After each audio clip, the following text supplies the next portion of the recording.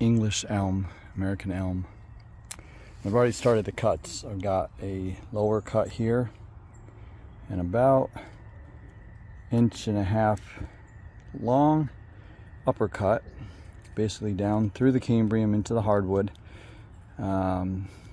Just a little bit wider and longer in width of the trunk that you're trying to air layer. The goal here is to cut off the sap flow from the foliage above that's sending sugars down to the roots and disrupt that flow to form new roots at this base. So I'm going to cut through this and show you what that looks like when I'm done. I just made my first cut down. The upper cut, I go around the tree, circumventing it around. Lower cut, and then you can literally just peel this bark off, and you can see, hopefully if it zooms in, that the light yellow here is the hardwood. This white layer is part of the cambrium. You can see how it peels off, and that's what you're trying to cut off, which is what brings the sap down to the roots, the sugars, the carbohydrates. So by doing this, you're cutting off that flow down to the roots and creating a buttress here, which will form the new root bed in the sphagnum moss. So let me finish this. You can see, once I made that cut on the upper and lower part, literally that cambrium layer just peels right off.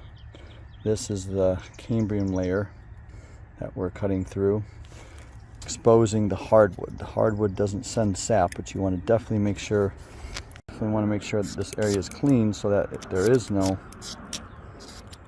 chance that sap can flow through this to get to the other section. And it is pretty clean. Got a nice moist feel to it, and I don't see any cambrium layer on there. So now we'll go ahead and powder this up with some rooting hormone and throw a bag of sphagnum moss on. Basically what I use for air layers, a knife if I need it, duct tape only because you can use duct tape for everything. I got some rooting hormone. I use this stuff. It's been pretty well. It's a liquid, but I use it for most of my propagations, but I figured I'd try it on some air layers. A couple of plastic bags. These are not see-through, they're not clear, so that helps protect the sunlight from the roots. And I have a big bowl of sphagnum moss, and I actually mix a little bit, just a hair of pumice and lava in it, just to give it a little movement and aeration. Sphagnum moss works really, really good. It's an antimicrobial, plus it allows for airflow, and I haven't used pumice in the past, but I see a lot of people doing it, and I figured if it helps kind of break up that ball of sphagnum, it'll be easier to get the roots out of it later. So it's all mixed in. Now we'll just apply the bags and the moss, and we're going to close it up. I went ahead and secured the plastic bag. It's an Amazon bag actually, with duct tape around the base. And you can see this part of the air layer doesn't really matter. It's this top section that we want to focus on. So this is secured below, and the bag will wrap around, and we'll fill this with moss and then seal it with a little bit of rooting hormone on there, and I'll show you that in a second. One little thing that I added, and I'll do to trees, especially this thick with this much bark, is I'll actually come in and I'll carve a little bit of the, at like a 45-degree angle, I'll carve a little bit of the cambrium out here. So I just come down and slice some of the bark off and expose a little bit more of the cambrium around the edges of the tree, just to give that a little bit more exposure to the rooting.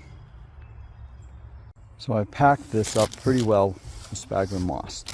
Got it all the way around, and I've got it, if you can see down here, I've got it covering, you can't really tell, I've got it covering that upper layer that was cut, and I've applied duct tape around it just to firm it up around there. You want it pretty firm. In the past, I've used zip ties, which worked on a handful of trees. I'm just trying duct tape this year, see if it lasts. Everything's an experiment with bonsai in some ways, and you find what can work for you, but this should work pretty well. So I just finished wrapping it up. You can see where the massive moss is. The only disadvantage of using that unclear plastic like I used and duct tape is you can't see if the roots are coming in, versus using some clear plastic and just some aluminum foil. I've just found over time with aluminum foil, you're constantly re-putting it on, but I might do another one with clear plastic and aluminum foil like I have in the past, just to kind of judge and gauge where the root progress is, if there's any, by this end of the year. So I'm going to go with that other process now, using some aluminum foil and a clear bag. The trick with all of this in air layering, probably the most important, if some of you can relate, is you got to do this when your wife isn't home. Because when I steal tin foil and sandwich bags or these big bags, she doesn't quite understand it. So it makes just the whole process a lot easier when you don't have to explain yourself and you can hide them in the woods. But let's go out to the tree that the other tree that we're gonna air layer. Here's the side yard that gives me ample rooms or ample opportunities for urban yamadori. This is great stuff. I found so many little elm saplings in here that I can do a lot of experiments on English elms and see which one yields the best result. All right, let's find that tree that I was just working with, and the other one I wanted to air layer. Here's the one that I just did. As you can see, the ball, and this is the other one I found leaning up against this massive tree. That's the big English elm that, or no, that's an oak. The English elm is right here, this guy next to it. But look at the massive tree. That thing is gorgeous. I'll have to figure out how to do some air laying on that. But anyway, this is the tree I'm going to air layer. You can see it's got some really cool broken branches coming up and then naturally tapering itself. So I'm going to go right around at the base of that notch to give it that movement, and we'll start that process. All right, I think I've got a pretty good seat here for you. This is the elm. I'm going to air layer her right about here, so it's a good view. Nature sometimes gives you your own tripod. So first things first, like I said, you got to cut that out. So I'm thinking you got a nice little trunk there, thinking about this area here. And now when I'm doing this, I'm really, first of all, being extremely careful not to cut myself. But you got to get into the bark and go deeper than you probably think you need to. Really apply some pressure with the knife. I'm using a razor blade cutting knife, box openers type, and just trace that line around. This will be the top cut, and you can hear yourself cracking through all the bark, cambrium.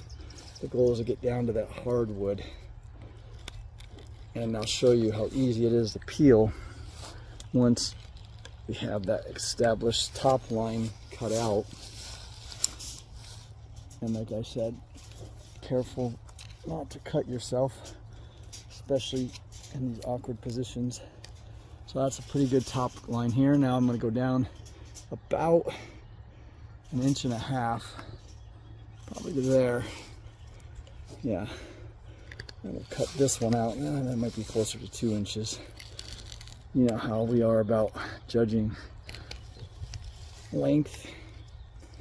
6 inches is actually 4. I'm just kidding. So, got to really get into that bark. Make sure you trace that line all the way around.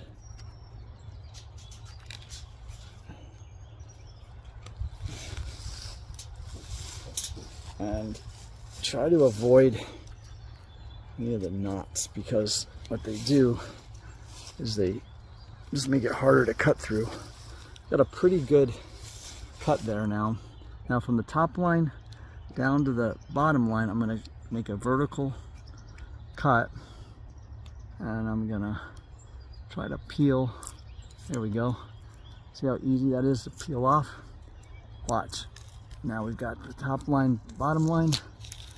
Peel this around. Looks like I missed a spot up here. Split the cambrium. That's okay. And bottom I'm not too worried about. But essentially, it's that simple. Gotta make sure you get that whole cambrium cut off. This split, I just created a little split up here. Actually, the trunk cambrium layer came apart. But that's okay, it'll heal over and even maybe produce some roots from that. So now that we've got that cleared off, the deadwood is pretty clean. There's no cambrium on it at all. I'm gonna do this now where I just cut a little bit of the upper bark around that top ring to expose a little bit more of the cambrium so that we can get a very good root structure forming around this. I'll show you from this direction.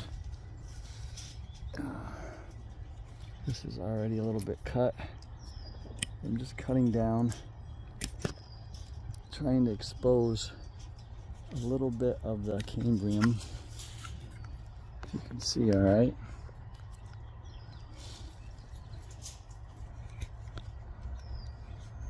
And that'll help it, give it some exposure for the roots to come out.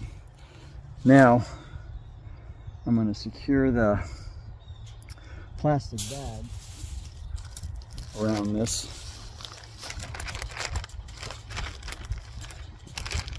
And what I usually do is just cut it long ways.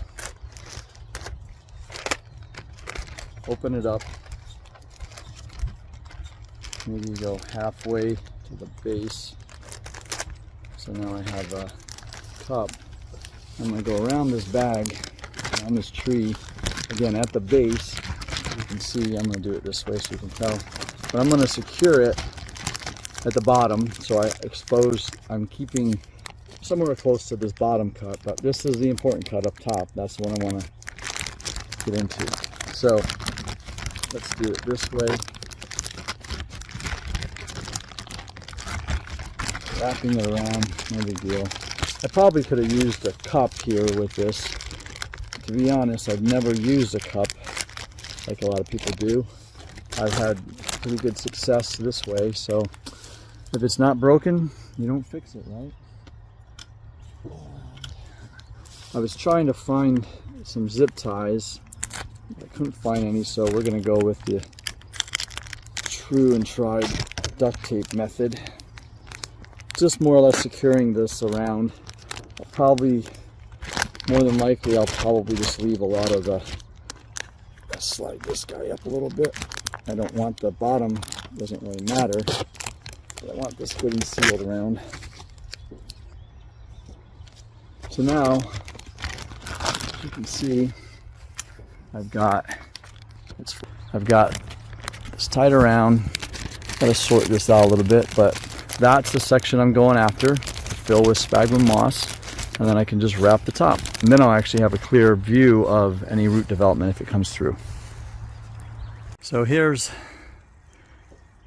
completed. I secured the top and bottom with duct tape, and you can see it's clear now. It definitely needs to be firmer on here, so I'm going to probably just pull some strips of thin duct tape and put it around. I still want to see any root formation. Now the sphagnum moss is really wet, and if I squeeze it, it's somewhat airtight, but you can see there's a little bit of leakage, which is fine. A little bit of leakage, which is fine. I've done this many times, and I found that having a little bit of airflow in there seems to help for some reason. Maybe not, but the ones that I performed really well on maples and my elms and my pomegranates.